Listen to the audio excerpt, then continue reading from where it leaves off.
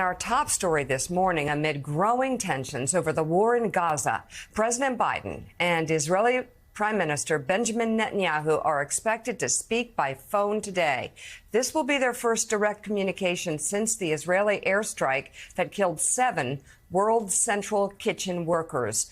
Earlier this week, Biden expressed some of his strongest criticism of Israel to date, saying he was outraged and heartbroken by those deaths. Biden and Netanyahu last spoke on March 18th when the president warned the prime minister against carrying out a military offensive in the southern city of Rafah. Meanwhile, World Central Kitchen founder Jose Andres is calling for an investigation into what he says was a deliberate attack on his organization's workers. Speaking on camera yesterday for the first time since the airstrike, Andres said the Israeli government's claim that the blast was accidental. He was rejected. He rejected that. They were targeted systematically, car by car, because they were not successful in hitting. They keep trying. This happened over more than 1.5, 1.8 kilometers. So this was not just a bad luck situation where, oops, we dropped the bomb in the wrong place or no. Every country, obviously, that nationals, including the United States, that had nationals that died on this attack, we need to have an investigation that is neutral. Humanitarians and civilians should never be paying the consequences of war. This is a basic principle of humanity. At the time, this looks like it's not a war against terrorism anymore. Seems this is a war against humanity itself. You know, so many investigations that need to be done, so many investigations that are being put off, so many investigations, you know, why are you tracking these trucks from an organization that you know is delivering tons of food of aid to Gaza to bring desperately needed aid to Gaza? Why were they tracking them? Why did they fire on them? They were clearly marked. After all, this is the same IDF. This is the same Netanyahu government that was bragging about their pinpoint precision and being able to kill Iranian leaders just a few days ago. And here, with pinpoint precision, with their logos on the top of these vans for the World Central Kitchen, missiles are delivered through the middle of those vans. And they're targeted. I mean, my God. And so many investigations coming after the war's over, we're told. Benjamin Netanyahu says now is not about the time. Those hostages. Now's not the time. The hostages who escaped, who took their shirts off, who raised their hands after escaping from the horror of being a Hamas hostage, and the IDF with their hands in the air, with their shirts off, IDF guns them down. Oh, that's an investigation we have to worry about later, too. And then Netanyahu knowing for a year beforehand of Hamas's plans. They had the plans in hand in the government, doing absolutely nothing about it. Doing absolutely nothing about the illicit funding that Trump and Netanyahu knew about in 2018. The funding sources that kept Hamas's war machine alive. They looked the other way. They said, don't worry about it. And of course, as I've said on this show, and yet for some reason Netanyahu still's not having to answer for this. As I've said repeatedly, Netanyahu sent a representative up to Doha 3 weeks before the attack on October the 7th. The leaders of Qatar said, do you guys still want us to keep sending all this money to Hamas? The answer, yes, of course we do. Netanyahu was the chief sponsor of Hamas through Qatar. It was Netanyahu that was keeping the money flowing there. Well, but we can't investigate that until after the war's over. We can't do anything until after the war's over. We can't ask any questions about why Benjamin Netanyahu set up a situation where Hamas had the weapons, the powers, the means to basically walk into Israel, and assault the IDF and the famed Israeli Defense Forces with mopeds, drugged up terrorists, and paragliders? And Benjamin Netanyahu did nothing for hours while Israeli women were beaten and raped and killed, and grandmothers were beaten and burned to death. Babies were shot in their cribs.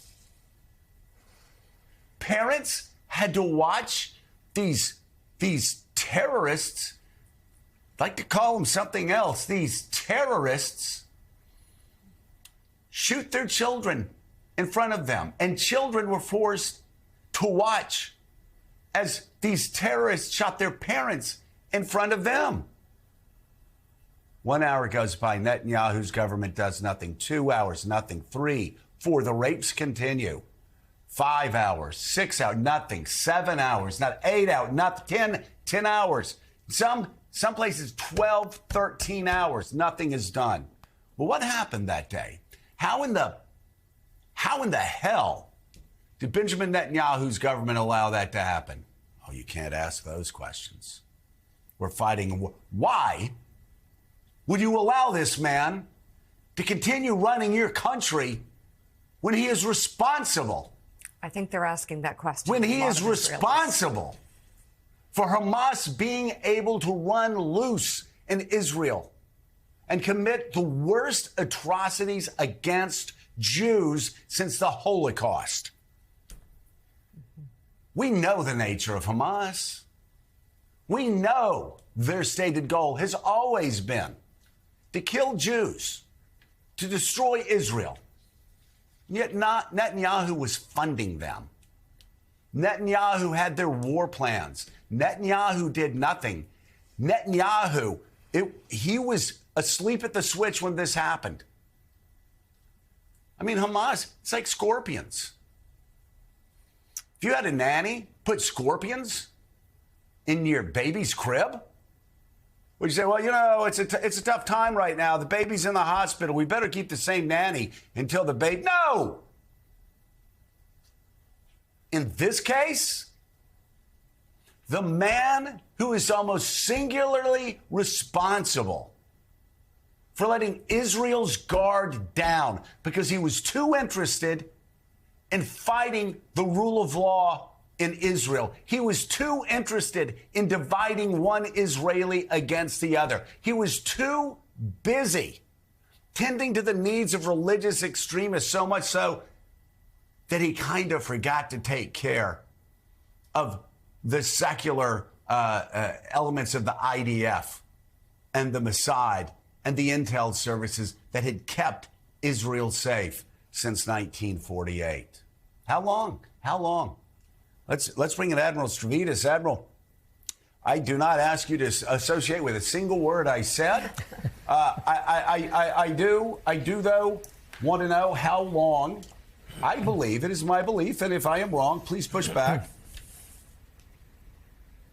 The damage, the harm that Benjamin Netanyahu is inflicting on Israel, that he has already inflicted on Israel, that he will inflict on Israel for years to come because of his behavior since and before October the 7th, seems to me is so massive that we're going to have to leave it to historians and future generations to sum it up. But I'm just wondering, how long does this continue? The hell that we're seeing play out in Israel and Gaza? Let's start with the political. I think that the clock is indeed ticking on Benjamin Netanyahu for all the reasons you articulate. No democracy can tolerate that kind of incompetence on display again and again and again. That clock is ticking. And I think we're going to hear from the center of Israeli politics, the center left of Israeli politics, and they're going to demand answers appropriately to the questions you just posed. And I would indeed associate myself very strongly with all of that. I'll add that in the center of that cabinet is former general, leader of the Israeli Defense Forces, Benny Gantz, who is someone I worked with consistently during the 4 years I was Supreme Allied Commander in NATO. You're seeing a photograph of him right now. He's steady. He's deeply respected within that society, and he obviously knows the security and the international aspects of all of this. He gets it on how this is damaging Israel in the longer term. And Joe, you laid out very well all of the internal dynamics and questions. I'll give you a couple on the international scene, starting with a tormented, obviously heartbroken leader in Jose Andres, with whom I have worked on a number of different things in my capacity as chairman of the board of the Rockefeller Foundation. He's passionate, emotional, and appropriately furious at the idea that this attack on his forces could be called an accident. It was a deliberate shot. It was taken with bad intelligence, obviously. But I'll close with this. We absolutely need complete clarity, transparency on the upcoming investigation. And no, it can't wait until after hostilities stop, probably months from now. It's got to happen now. Hey everyone, MSNBC has a new and improved app. You'll get real-time alerts and analysis, live blogs, in-depth essays, video highlights, and the best 2024 election coverage. Download the new MSNBC app. Here's how to do it. You tap on the App Store on your phone. You hit search on the bottom right corner. You type in MSNBC. You click on the MSNBC app. You click on Get or the cloud icon and enjoy it.